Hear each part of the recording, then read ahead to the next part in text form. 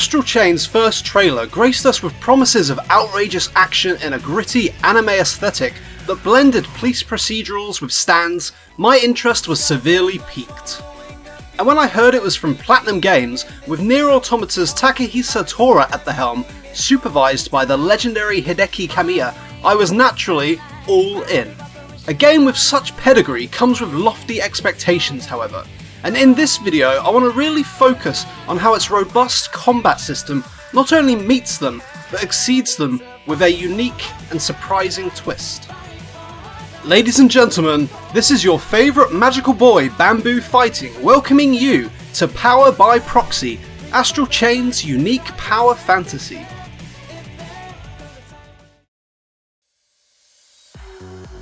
In Astral Chain, you're placed into the shoes of Officer Howard, one of the Ark's boys in blue. You and your twin are the latest recruits of Neuron, an elite task force charged with keeping this last bastion of humanity safe from the chimeras, creatures from the astral plane who have corrupted most of the planet beyond repair. Kind of like a virus let loose upon the motherboard of humanity. They probably even have their own MCP out there. And in the game's initial encounters, you can really feel how human and weak you are. You can't even see or touch the pure chimeras, only their lesser aberrations, and your abilities are painfully limited.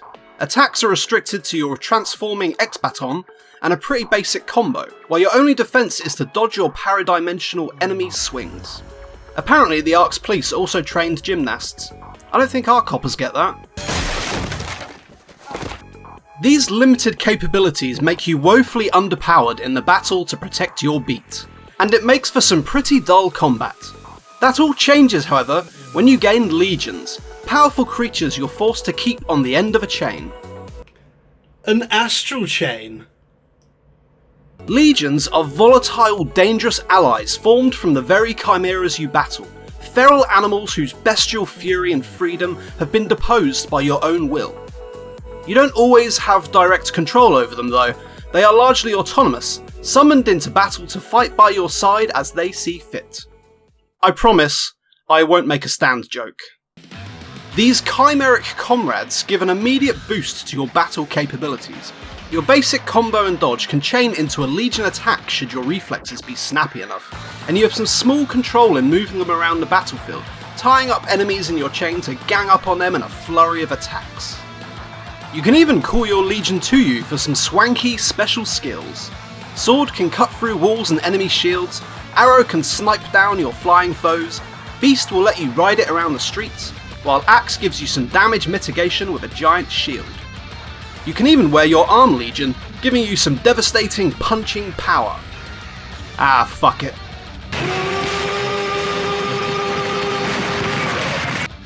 Couldn't help myself.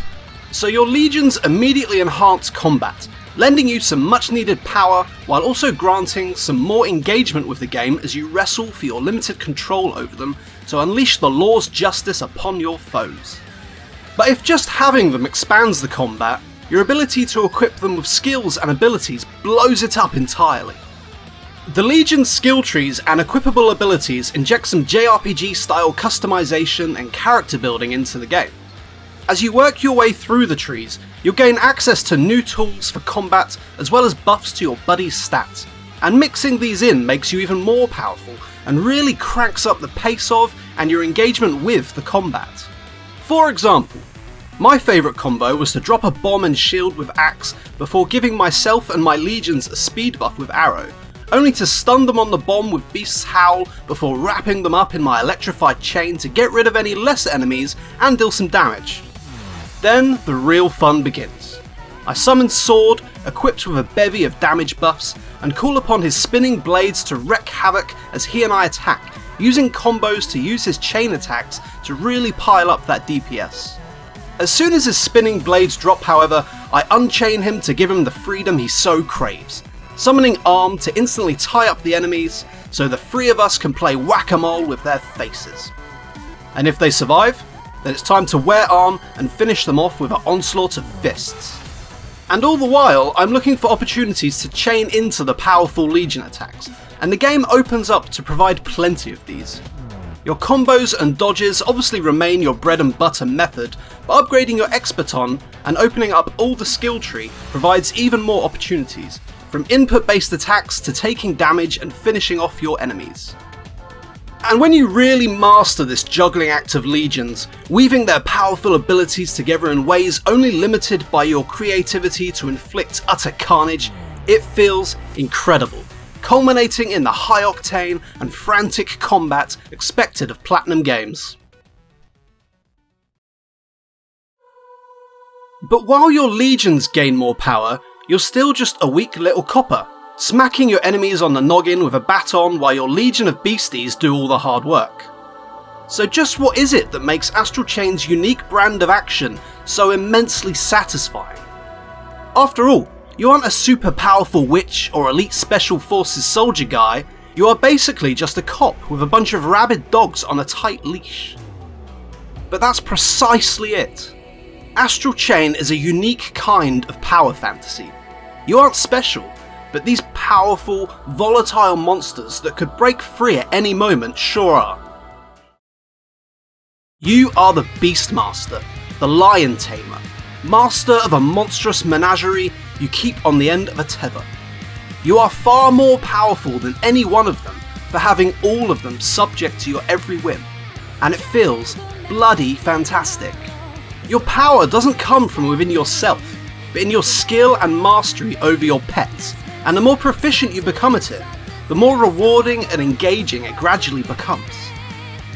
The earliest example of a prominent Beastmaster in fiction I can find is Andre Norton's 1959 sci-fi novel, appropriately titled The Beastmaster. While the original novel has proved difficult to source, the third novel, The Beastmaster's Arc, has some surprising parallels to Astral Chain that make me wonder if this was a huge inspiration for it. It's the tale of a soldier psychically linked to genetically engineered animals, using them to do battle with nasty invaders from outer space. The book even begins with a description of a meerkat as an aggressive wild beast, much in the same way the Sword Legion is depicted in Astral Chain's opening cinematic. There is even an arc, it's even in the title of the book, though this one safeguards genetic information of lost animals rather than humanity itself. Still, there are some very odd parallels here.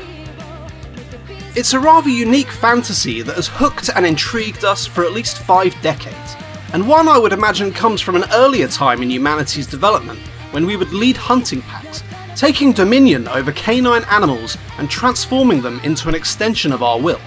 It stood the test of time, remaining compelling to this day.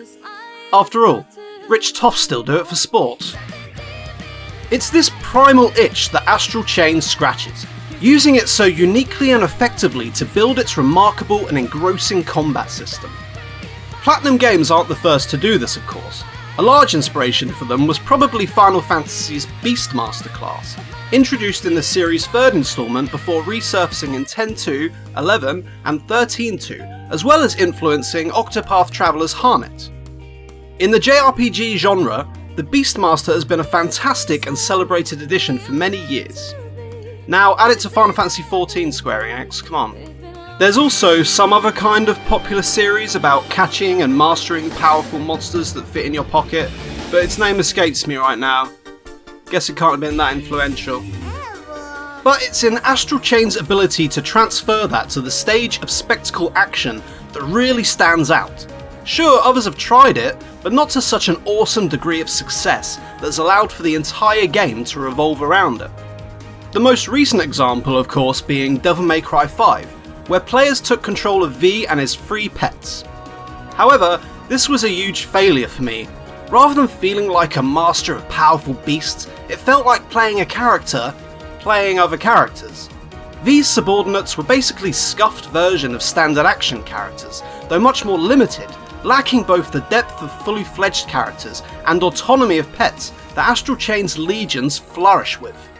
Giving you 2 or 3 to use at a time also just made it kind of cumbersome and limited you even more strictly.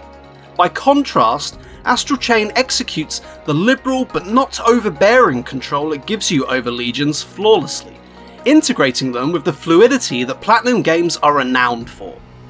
The only thing you're likely to have issue with is the game's rather fiddly camera.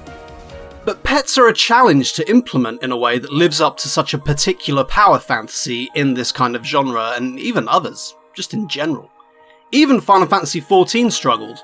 The Summoner class used pets as a sideshow, a complement to the spellcasting that bizarrely took the job's main event spot. By relegating Iflit and crew to floating jelly babies on the back bench, the game couldn't tap into the primal urge to control unruly beasts that the entire class historically thrived upon. By doing the reverse, giving legions the spotlight while your character serves as a simple conduit for their power, Astral Chain strikes gold where Final Fantasy XIV floundered. Astral Chain doesn't just implement them in combat, however. Your legions also help in the investigations, platforming and puzzle sections of the game, and it's just as impeccably implemented there. Whether you need to track down the scent of a runaway chimera, play Tetris with cars to clear up the road, blow up some obstacles or snipe a ladder, the answer lies in your trusty friends.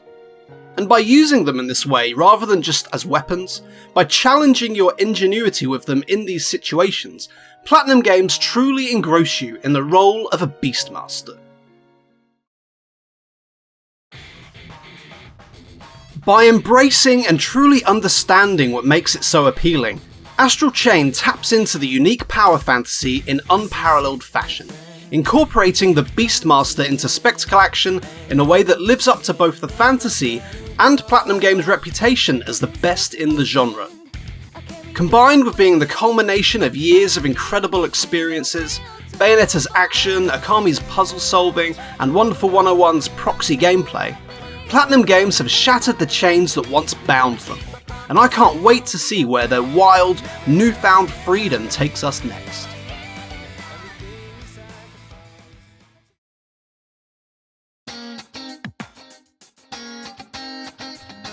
Ladies and gentlemen, thank you for watching the video, and if you enjoyed it, please like, subscribe and all that good stuff. Find me on Twitter @BambooFighting. This is the kind of video I've been always wanting to do really, less of a review and more of a deep dive on a particular element of a game. So, I really hope you enjoyed it. See you next time.